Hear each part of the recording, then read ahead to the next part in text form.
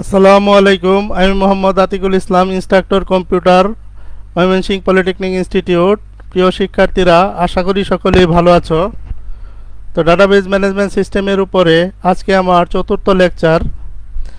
আজকে যে সকল টপিকসগুলোর উপর আমি আলোচনা করব তা হলো অধ্যায় 3-এর ইয়ার ডায়াগ্রামের বিভিন্ন ম্যাপিং কনস্ট্রেন্ট বর্ণনা, ইয়ার ডায়াগ্রামের বিভিন্ন ধরনের অ্যাট্রিবিউট নিয়ে আলোচনা, ইয়ার ডায়াগ্রামকে টেবিলে রূপান্তর কৌশল, বিভিন্ন ধরনের ডাটা মডেলের বর্ণনা। এই লেকচার শেষে শিক্ষার্থীরা উপরোক্ত টপিকসগুলোর উপর স্পষ্ট ধারণা লাভ করবে ইনশাল্লাহ। তাহলে শুরু করি। প্রথমেই এন্টিটি টাইপ কি? যে সকল এন্টিটিগুলোর অ্যাট্রিবিউট একই ধরনের তাদের সমষ্টিকে এন্টিটি টাইপ বলে। নিচে একটি এন্টিটি টাইপ ডিপার্টমেন্ট এবং তার অ্যাট্রিবিউটগুলোর নাম এবং মান দেখানো হলো। নির্দিষ্ট এন্টিটি টাইপের সকল এন্টিটি এর সমষ্টিকে এন্টিটি সেট বলে। সাধারণত এন্টিটি টাইপ ও এন্টিটি সেট একই অর্থ বহন করে। যেমন ডিপার্টমেন্ট টেবিল দ্বারা এন্টিটি টাইপ ও সকল ডিপার্টমেন্টের এন্টিটি সেট উভয়ই বোঝায়। এটা মূলত একটি টেবিল যেটিকে এন্টিটি টাইপ বলা হচ্ছে। এটিকে সাধারণ অর্থে এন্টিটি সেটও বলা হয়, যার একই ধরনের 3টি অ্যাট্রিবিউট রয়েছে, যাদের নাম হলো ডিপার্টমেন্ট নেম, বিল্ডিং এবং বাজেট। এবং এখানে মোট 8টি এন্টিটি রয়েছে এবং প্রত্যেকটি এন্টিটিরই 3টি করে অ্যাট্রিবিউট রয়েছে এবং প্রত্যেকটি অ্যাট্রিবিউটই একই রকম। তারপরে আসি রিলেশনশিপ টাইপ অথবা রিলেশনশিপ সেট। n সংখ্যক এন্টিটি টাইপ E1, E2 থেকে En এর মধ্যে রিলেশনশিপ টাইপ R বলতে ওই এন্টিটি টাইপগুলোর এন্টিটি সমূহের মধ্যে এক সেট সম্পর্ককে বোঝায়। এন্টিটি টাইপ ও এন্টিটি সেটের মতো রিলেশনশিপ টাইপ এবং রিলেশনশিপ সেট একই অর্থ বহন করে। উদাহরণস্বরূপ, দুইটি এন্টিটি টাইপ ইনস্ট্রাক্টর এবং স্টুডেন্টের মধ্যে রিলেশনশিপ টাইপ হলো অ্যাডভাইজর, যেখানে একজন ইনস্ট্রাক্টর অ্যাডভাইজর হিসাবে এক বা একাধিক স্টুডেন্টকে অ্যাডভাইস করে থাকে, যা নিচের চিত্রে দেখানো হলো। এখানে ইনস্ট্রাক্টর একটি এন্টিটি সেট, স্টুডেন্ট একটি এন্টিটি সেট। তাদের মধ্যবর্তী যে রিলেশনশিপটি রয়েছে সেটির নাম হলো অ্যাডভাইজর। তারপরে আসি ম্যাপিং কার্ডিনালিটি। কোনো একটি এন্টিটি সেটের যতগুলো এন্টিটি একটি রিলেশনশিপ সেট এর মাধ্যমে অন্য আরেকটি এন্টিটি সেটের এন্টিটি এর সাথে যুক্ত হতে পারে, এন্টিটিগুলোর সেই সংখ্যাকে ম্যাপিং কার্ডিনালিটি অথবা কার্ডিনালিটি রেশিও বলে। উদাহরণস্বরূপ, এন্টিটি সেট এ ও বি এর মধ্যে বাইনারি রিলেশনশিপ সেট আর এর ক্ষেত্রে নিম্নলিখিত ম্যাপিং কার্ডিনালিটিগুলোর যে কোনো একটি হতে পারে। যদি এ এর একটি এন্টিটি বি এর সর্বাধিক এন্টিটি একটি এন্টিটির সাথে এবং বি এর একটি এন্টিটি এর সর্বাধিক একটি এন্টিটির সাথে যুক্ত হয়, তবে সেই সম্পর্ককে 1-to-1 রিলেশনশিপ বলে। এখানে এ এর 4টি এন্টিটি এবং বি এর 3টি এন্টিটি, এর একটি এন্টিটি বি এর সর্বোচ্চ একটি এন্টিটির সাথে, আবার কোনো কোনো ক্ষেত্রে একটির সাথেও নয়। এরকম যদি সম্পর্ক হয় তাহলে আমরা সেটাকে বলি 1-to-1 রিলেশনশিপ। এখানে একটি উদাহরণ দিয়ে দেখানো হয়েছে কোনো একটি কোম্পানির এমপ্লয়ি এবং তাদের জন্য বরাদ্দকৃত কারের মধ্যে যে সম্পর্ক, অর্থাৎ অনেকগুলো এমপ্লয়ি, অনেকগুলো কার, প্রত্যেকের জন্য যদি একটি একটি করে কার দেওয়া থাকে তাহলে তাদের মধ্যে যে রিলেশনশিপ সেটাকে 1-to-1 রিলেশনশিপ বলে। তারপরে সেই 1-to-many রিলেশনশিপ। যদি এর একটি এন্টিটি বি এর যে কোনো সংখ্যক এন্টিটির সাথে এবং বি এর একটি এন্টিটি এর সর্বাধিক একটি এন্টিটির সাথে যুক্ত হয়, তবে সেই সম্পর্ককে 1-to-many রিলেশনশিপ বলে। যেমন এখানে এর 3টি এন্টিটি, বি এর 5টি এন্টিটি, এর একটি এন্টিটি বি এর 2টি এন্টিটির সাথে, আবার কোথাও এর দুইটি এন্টিটি, একটি এন্টিটি বি এর একটি এন্টিটির সাথে, কিন্তু বি এর একটি এন্টিটি এর কেবল একটি এন্টিটির সাথে যুক্ত হয়েছে, তাহলে এটাকে আমরা বলতে পারি ওয়ান টু মেনি রিলেশনশিপ। উদাহরণস্বরূপ এখানে দেখানো হয়েছে ডিপার্টমেন্ট এবং এমপ্লয়ির মধ্যে সম্পর্ক। কোনো একটা কোম্পানির একটা ডিপার্টমেন্টের আন্ডারে অনেকগুলো এমপ্লয়ি কাজ করতে পারে, তাহলে সেই রিলেশনশিপটিকে আমরা বলতে পারি ওয়ান টু মেনি রিলেশনশিপ। তারপরে আসি মেনি টু ওয়ান রিলেশনশিপ। যদি এর একটি এন্টিটি বি এর সর্বাধিক একটি এন্টিটির সাথে এবং বি এর একটি এন্টিটি এর যে কোনো সংখ্যক এন্টিটির সাথে যুক্ত হয়, তবে সেই সম্পর্ককে মেনি টু ওয়ান রিলেশনশিপ বলে। যেমন এইখানে এ এর 5টি এন্টিটি, বি এর 3টি এন্টিটির সাথে সম্পর্ক দেখানো হয়েছে, যেখানে এর প্রত্যেকটি এন্টিটি বি এর একটি এন্টিটির সাথে, কিন্তু বি এর একটি এন্টিটি এ দুইটির সাথে, কোনোটি আবার একটির সাথে। সেই ক্ষেত্রে আমরা বলতে পারি মেনি টু ওয়ান রিলেশনশিপ। উদাহরণস্বরূপ এখানে দেখানো হয়েছে একটি কোর্সে যদি একাধিক স্টুডেন্ট ভর্তি হয়, সেই ক্ষেত্রে তাদের সম্পর্কটিকে বলা হয় মেনি টু ওয়ান রিলেশনশিপ।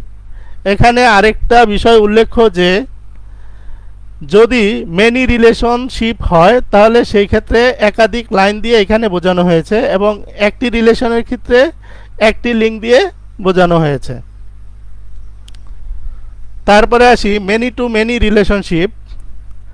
যদি এর একটি এন্টিটি বি এর যে কোনো সংখ্যক এন্টিটি এর সাথে এবং বি এর একটি এন্টিটি এর যে কোনো সংখ্যক এন্টিটির সাথে যুক্ত হয়, তবে সেই সম্পর্ককে মেনি টু মেনি রিলেশনশিপ বলে।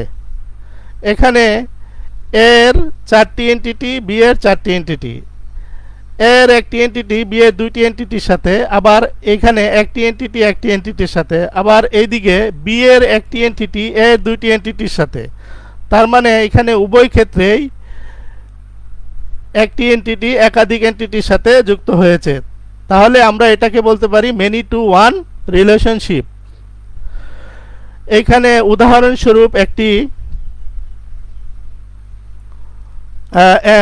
কোম্পানির এমপ্লয়ি এবং বিভিন্ন প্রজেক্টের মধ্যে রিলেশনশিপ দেখানো হয়েছে, যে একাধিক প্রজেক্ট একাধিক এমপ্লয়ি, সেই ক্ষেত্রে যে রিলেশনশিপটা সেটাকে বলা হয় মেনি টু মেনি রিলেশনশিপ। তো এই গেল রিলেশনশিপের আলোচনা। তারপরে আসি অ্যাট্রিবিউট। প্রত্যেকটি এন্টিটির নির্দিষ্ট কিছু বৈশিষ্ট্য থাকে যেগুলো দ্বারা তাকে বর্ণনা করা হয়, উক্ত বৈশিষ্ট্যগুলোকে অ্যাট্রিবিউট বলে। যেমন এমপ্লয়ি এন্টিটিকে employee name, age, address, salary এবং জব এই অ্যাট্রিবিউটগুলো দ্বারা বর্ণনা করা হয়। নির্দিষ্ট একটি এন্টিটির বিভিন্ন ধরনের অ্যাট্রিবিউট থাকতে পারে, যা নিম্নরূপ: কম্পোজিট অ্যাট্রিবিউট, যে অ্যাট্রিবিউটগুলোকে ছোট ছোট উপ অংশে বা সাব পার্টে ভাগ করা যায় তাদেরকে কম্পোজিট অ্যাট্রিবিউট বলে। যেমন নেমকে ফার্স্ট নেম, মিডল নেম এবং লাস্ট নেমে ভাগ করা যায়, সুতরাং নেম একটি কম্পোজিট অ্যাট্রিবিউট। তারপরে সিম্পল অ্যাট্রিবিউট, যে অ্যাট্রিবিউটগুলোকে ভাগ করা যায় না তাদেরকে সিম্পল অ্যাট্রিবিউট বা অ্যাটমিক অ্যাট্রিবিউট বলে। মূলত কম্পোজিট অ্যাট্রিবিউটের প্রত্যেকটি উপ অংশ, যেমন first name, middle name, last নেমকে আমরা সিম্পল অ্যাট্রিবিউট বলতে পারি। সিঙ্গেল ভ্যালুড অ্যাট্রিবিউট, নির্দিষ্ট এন্টিটির ক্ষেত্রে বেশিরভাগ অ্যাট্রিবিউটেরই একটি একক মান থাকে, যাদেরকে সিঙ্গেল ভ্যালুড অ্যাট্রিবিউট বলে। যেমন কোনো একজন ব্যক্তির বয়স বা age single value attribute. Multi valued attribute, কিছু কিছু ক্ষেত্রে একটি অ্যাট্রিবিউটের একাধিক মান থাকতে পারে, যাকে মাল্টি ভ্যালুড অ্যাট্রিবিউট বলে। যেমন একজন ইন্সট্রাক্টরের phone number multi valued attribute, কারণ কোনো ইন্সট্রাক্টরের ফোন নাম্বার নাই, কারো একটি, কারো আবার একাধিক ফোন নাম্বার থাকতে পারে। সেই ক্ষেত্রে ইনস্ট্রাক্টর এন্টিটির একাধিক ফোন নাম্বারের ক্ষেত্রে সেটাকে বলা হচ্ছে মাল্টিভ্যালুড অ্যাট্রিবিউট। তারপরে আসি ডিরাইভ অ্যাট্রিবিউট ও স্টোরড অ্যাট্রিবিউট। কোনো ক্ষেত্রে অ্যাট্রিবিউটগুলোর মানের মধ্যে সম্পর্ক বিদ্যমান থাকে এবং একটি অ্যাট্রিবিউটের মান অন্য এক বা একাধিক অ্যাট্রিবিউটের মান থেকে বিভিন্ন প্রক্রিয়ায় প্রাপ্ত হয়। সেই ক্ষেত্রে প্রাপ্ত অ্যাট্রিবিউটগুলোকে ডিরাইভ অ্যাট্রিবিউট এবং যে অ্যাট্রিবিউট বা অ্যাট্রিবিউটগুলো থেকে প্রাপ্ত হয় সেটিকে বা সেইগুলোকে স্টোরড অ্যাট্রিবিউট বলে। যেমন কোনো ব্যক্তির এজ এর মান তার বার্থ ডেট এবং কারেন্ট ডেট থেকে বের করা হয়। এখানে এজ হলো ডিরাইভ অ্যাট্রিবিউট এবং বার্থ ডেট হলো stored attribute. Null value attribute, কিছু কিছু অ্যাট্রিবিউটের মান অনেক সময় থাকে না, যেমন অ্যাপার্টমেন্ট নাম্বার ও কলেজ ডিগ্রি ইত্যাদি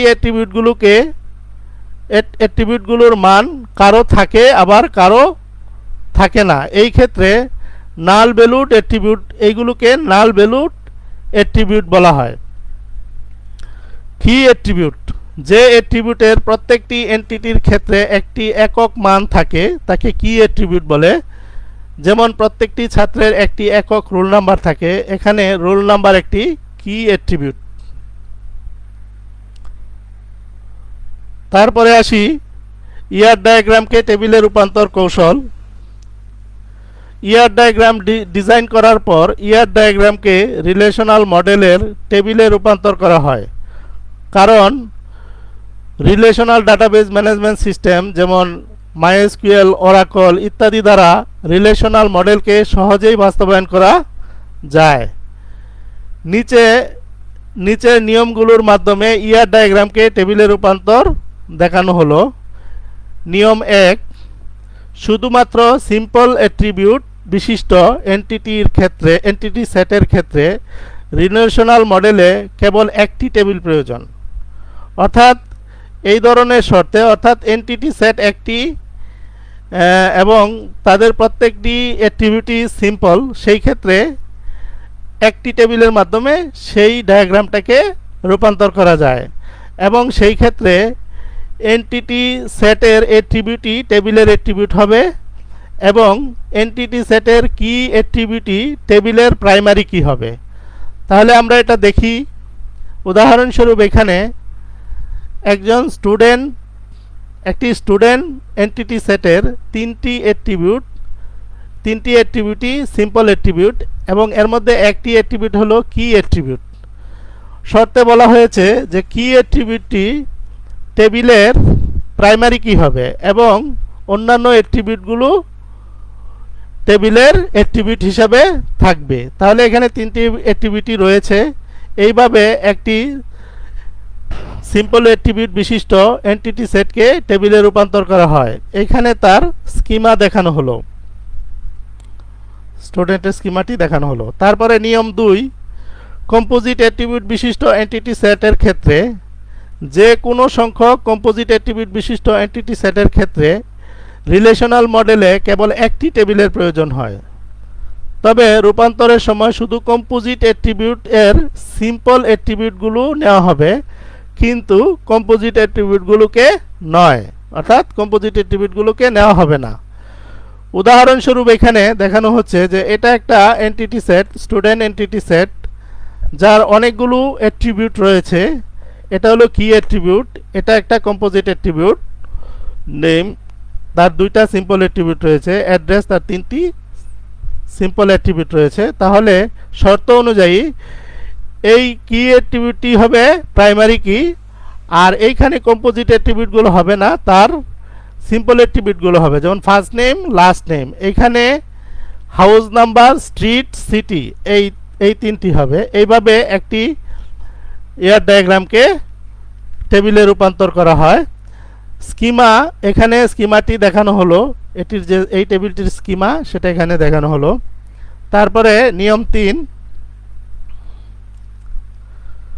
মাল্টিভ্যালুড অ্যাট্রিবিউট বিশিষ্ট এন্টিটি সেটের ক্ষেত্রে যে কোনো সংখ্যক মাল্টিভ্যালুড অ্যাট্রিবিউট বিশিষ্ট এন্টিটি সেটের ক্ষেত্রে রিলেশনাল মডেলে দুইটি টেবিলের প্রয়োজন হয়।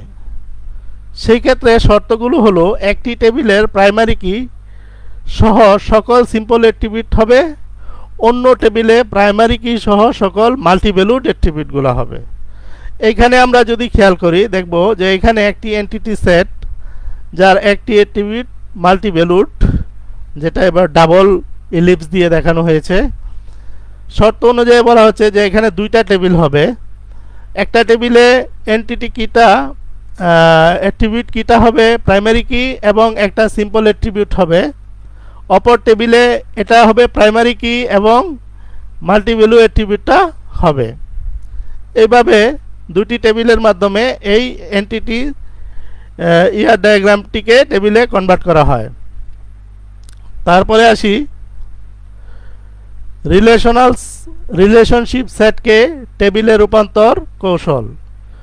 রিলেশনশিপ সেটকে রূপান্তরের ক্ষেত্রে রিলেশনাল মডেলে একটি টেবিল প্রয়োজন, অর্থাৎ সেই ক্ষেত্রে একটি টেবিলের মাধ্যমে রিলেশনশিপ সেটটিকে উপস্থাপন করা যাবে। টেবিলের অ্যাট্রিবিউটগুলো হলো অংশগ্রহণকারী এন্টিটি সেটগুলোর প্রাইমারি কি। এই যে যেই টেবিলটা হবে সেটা এইখানে অংশগ্রহণকারী এন্টিটি সেটগুলোর মধ্য থেকে যে প্রাইমারি কিগুলো আছে, যেমন এইখানে এই এন্টিটি সেটের প্রাইমারি কি হলো এটা, এই এন্টিটি সেটের প্রাইমারি কি হলো এইটা ডিপার্টমেন্ট আইডি।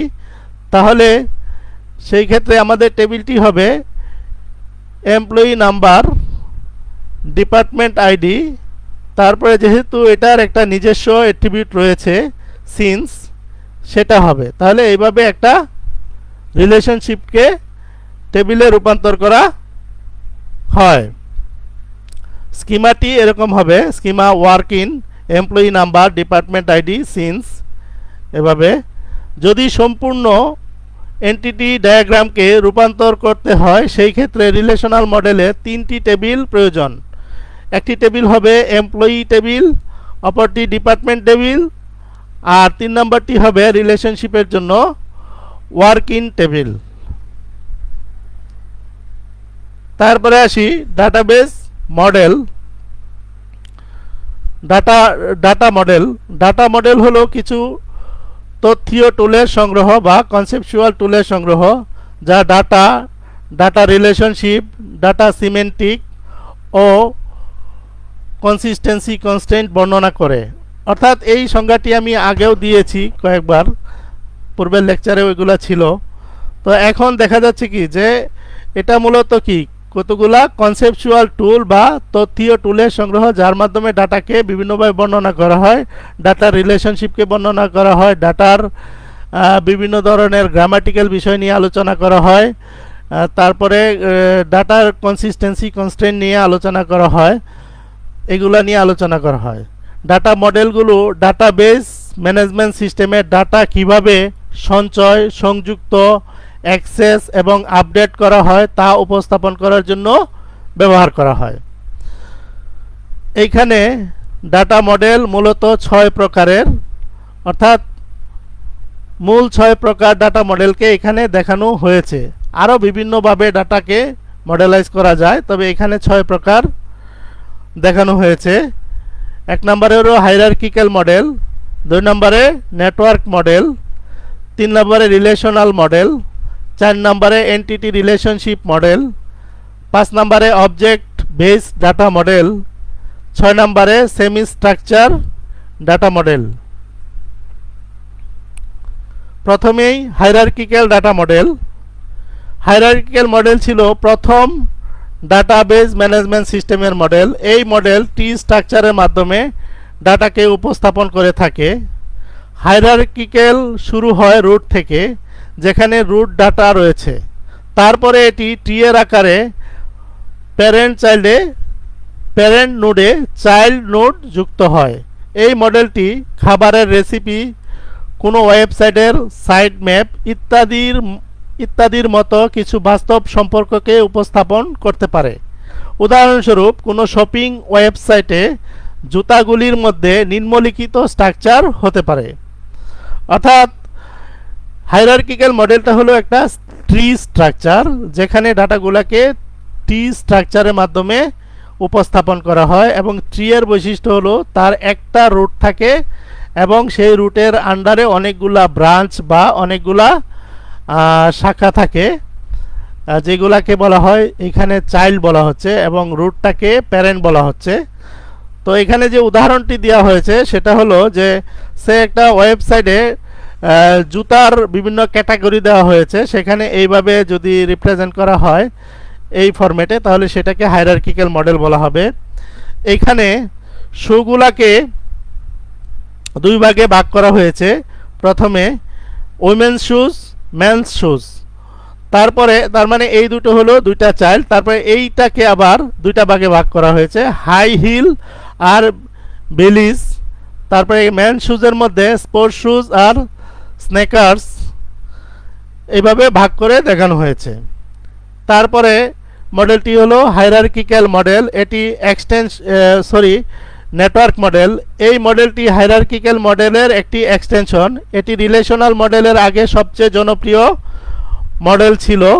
এই মডেলটি হায়ারার্কিক্যাল মডেলের মতোই, তবে পার্থক্য হলো একটি রেকর্ডের একাধিক প্যারেন্ট থাকতে পারে, সেই ক্ষেত্রে ট্রি স্ট্রাকচার নয়, এটি মূলত গ্রাফ স্ট্রাকচার।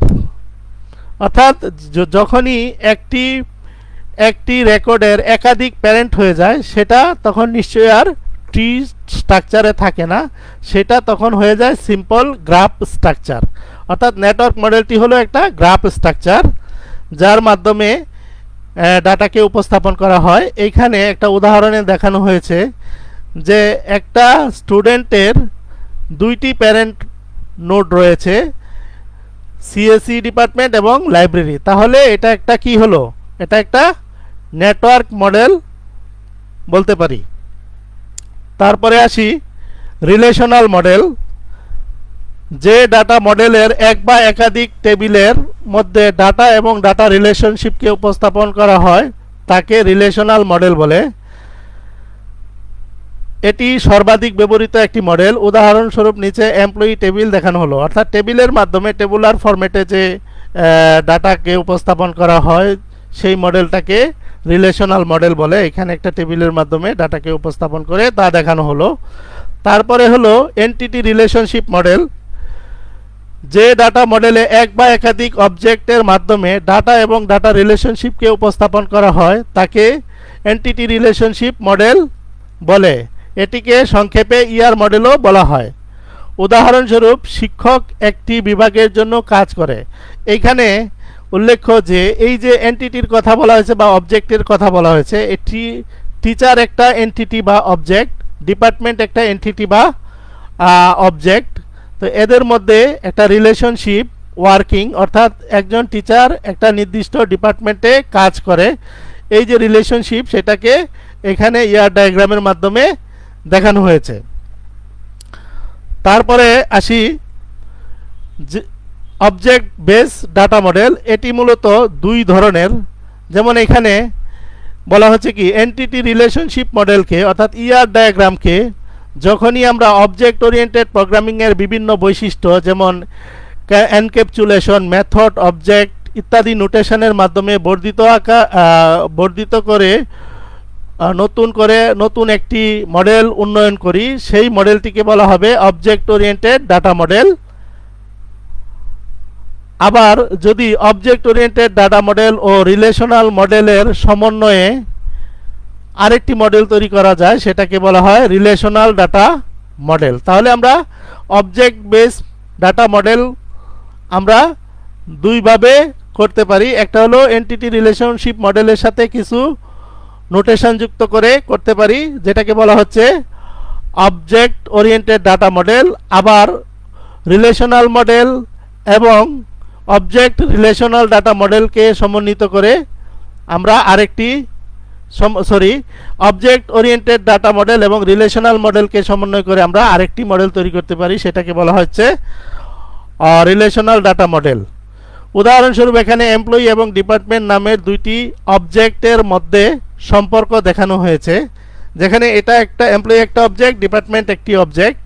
আর অবজেক্টের আমরা জানি কিছু বৈশিষ্ট্য থাকে আর কিছু মেথড থাকে বা কোড থাকে।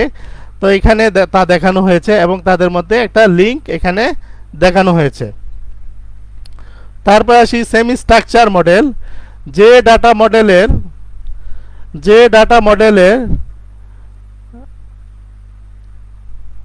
রিলেশনাল মডেলকে অর্থাৎ ডাটা টেবিলের ফর্মাল স্ট্রাকচারকে সাপোর্ট করে না তাকে সেমি স্ট্রাকচার মডেল বলে। এটি ডাটাকে এক্সটেন্সিবল মার্কআপ ল্যাঙ্গুয়েজ বা এক্সএমএল এর মাধ্যমে উপস্থাপন করে থাকে। অর্থাৎ রিলেশনাল মডেল হলো একটা স্ট্রাকচারড মডেল, আর সেমি স্ট্রাকচার মডেল হলো যেটা টেবুলার ফরম্যাটকে সাপোর্ট করে না, অর্থাৎ টেবুলার ফরম্যাটে যে ডাটাকে উপস্থাপন করা হয় না তাকে সেমি স্ট্রাকচার মডেল বলে। এখানে মূলত এক্সএমএল এর মাধ্যমে যে ডাটাগুলোকে উপস্থাপন করা হয় তাকে সেমি স্ট্রাকচার ডাটা মডেল বলা হয়। তারপরে আসি, গত ক্লাসের উপরে একটি টপিক্সের উপরে কিছু রিকোয়েস্ট ছিল। সেই রিকোয়েস্টে সেটা টপিকসটি ছিল ডাটা ম্যানেজমেন্ট সিস্টেম স্ট্রাকচারের উপরে। অনেকেই বলেছে এটা ক্লিয়ারভাবে বোঝে নাই। তো এইখানে data management system structure, database management system স্ট্রাকচারের একটি চিত্র দেখানো হয়েছে।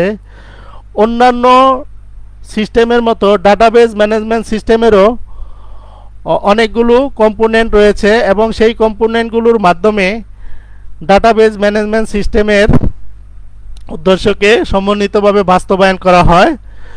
এই চিত্রে কম্পোনেন্টগুলোকে 4টা স্তরে ভাগ করে দেখানো হয়েছে। প্রথম স্তরে রয়েছে ইউজার, দ্বিতীয় স্তরে রয়েছে কোয়েরি প্রসেসর, তৃতীয় স্তরে রয়েছে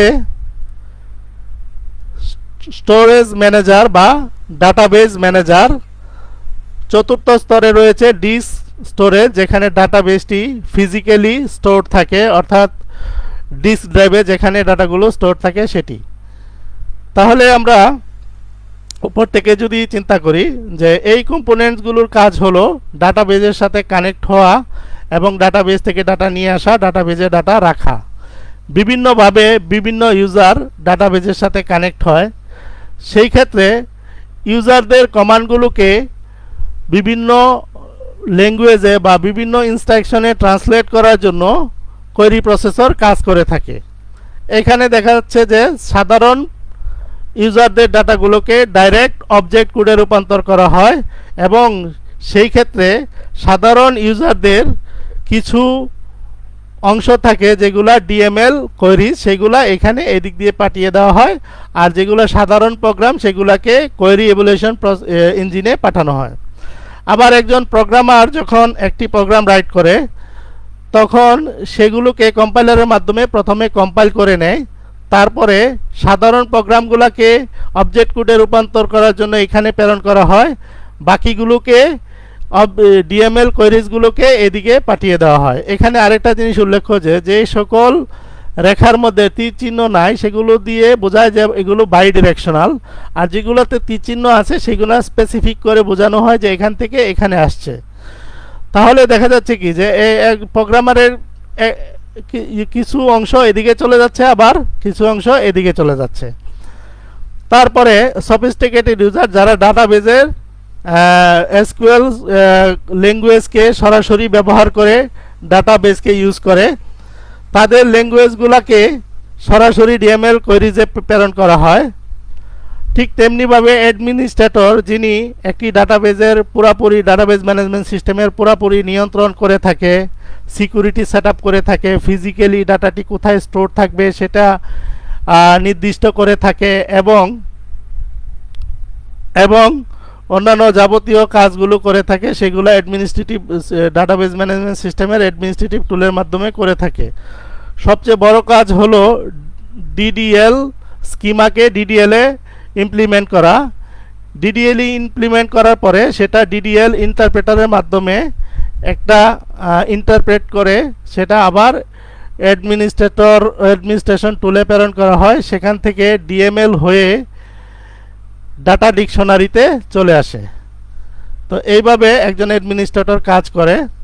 তো মূলত হায়ার লেভেলের যত ধরনের ইনস্ট্রাকশন রয়েছে সেইগুলোকে কোয়েরি ইভ্যালুয়েশন প্রসেস দ্বারা ইঞ্জিন দ্বারা কোয়েরি প্রসেসর ট্রান্সলেট করে লোয়ার লেভেলে প্রেরণ করে।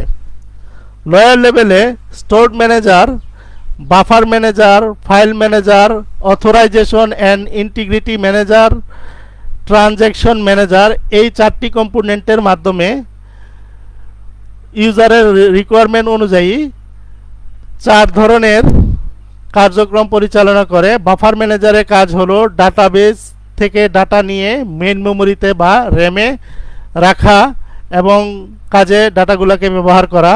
ফাইল ম্যানেজার কাজ হলো ডাটার জন্য ডিস্ক ড্রাইভে জায়গা বরাদ্দ দেওয়া। অথরাইজেশনের অ্যান্ড ইন্টিগ্রিটি ম্যানেজারের কাজ হলো ইউজারদের অথরিটি চেক করা এবং ইন্টিগ্রিটি কনস্ট্যান্ট পরীক্ষা করে দেখা। কোনো অথরিটি চেক করার জন্য অথরাইজেশন ম্যানেজার ডাটা ডিকশনারির সাথে কমিউনিকেশন করে তারপরে সিদ্ধান্ত দিয়ে থাকে। তারপরে ট্রানজ্যাকশন ম্যানেজারের কাজ হলো ট্রানজ্যাকশনগুলো সাইমultaneously বা একসাথে সংগঠিত হচ্ছে কিনা সেটাকে নিয়ন্ত্রণ করা এবং যে কোনো কারণে সিস্টেমের ফেলিওর হইলেও যেন ডাটাবেজের কনসিস্টেন্সি ঠিক থাকে সেটাকে রক্ষা করা। এইভাবে ফিজিক্যাল স্ট্রাকচার থেকে একজন ব্যবহারকারী 3টি স্টেপের মাধ্যমে ডাটাকে নিয়ে থাকে এবং ডাটাবেজে ডাটা জমা করে থাকে। তো হলো আজকে। তাহলে ছাত্রছাত্রীরা পরিশেষে বলি, তোমরা সুস্থ থাকো, ভালো থাকো, নিরাপদে থাকো। আজকে তাহলে এই পর্যন্তই। আগামী ক্লাসে ইনশাল্লাহ ঠিক এই দিনে আবার হাজির হব। সে নাগাদ ভালো থাকো। আল্লাহ হাফিজ। আসসালামু আলাইকুম।